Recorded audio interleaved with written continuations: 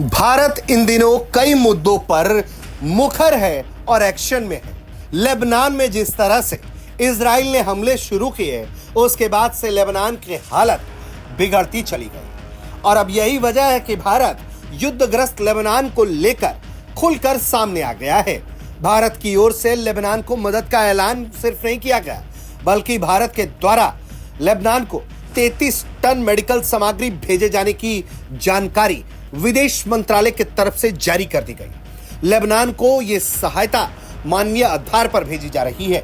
कुल 33 टन चिकित्सा आपूर्ति ये भेजी जा रही है। इसी कड़ी में जो पहला खेप है वो 11 टन का भेजा गया है। इस खेप में हृदय संबंधी दवाएं, इसके अलावा कई और anti inflammatory agent, antibiotics, anthracis सहित कई महत्वपूर्ण फार्मास्यूटिकल उत्पाद मौजूद है।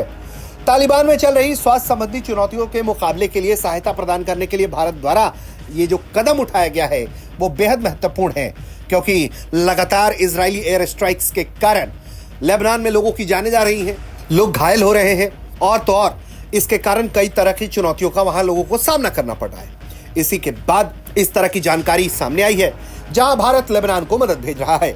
भारत के अलावा कई और ऐसे देश हैं जो लेबनान की इस वक्त मदद कर रहे हैं। सबसे बड़ी बात यह है कि इजराइल के द्वारा जो कदम लेबनान में उठाए जा रहे हैं उसमें भारत के साथ हाल ही में एक और मुद्दा सामने आ गया, जिसमें भारत के शांति रक्षक सैनिक जो यूएन के जरिए यूएन पीस कीपर्स हैं वो दक्षिण लेबनान में मौजूद हैं और वो जहां मौजूद हैं उसी हेडक्वार्टर के आसपास इजरायली सेना ऑपरेशंस कर रही है। उसने कई बार इसी तरह से यूएन पीस कीपर्स के हेडक्वार्टर्स के पास हमला किया, गोलीबारी की, उसमें कई बार सैनिक घायल हुए और लगातार मना करने के बावजूद भी इजराइल के द्वारा यह कदम उठाया गया।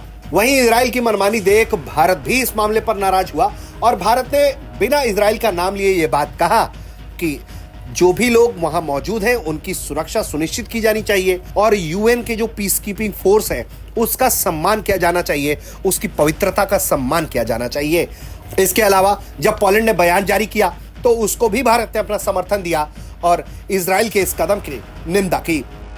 ब्यूरो रिपोर्ट, भारत तक।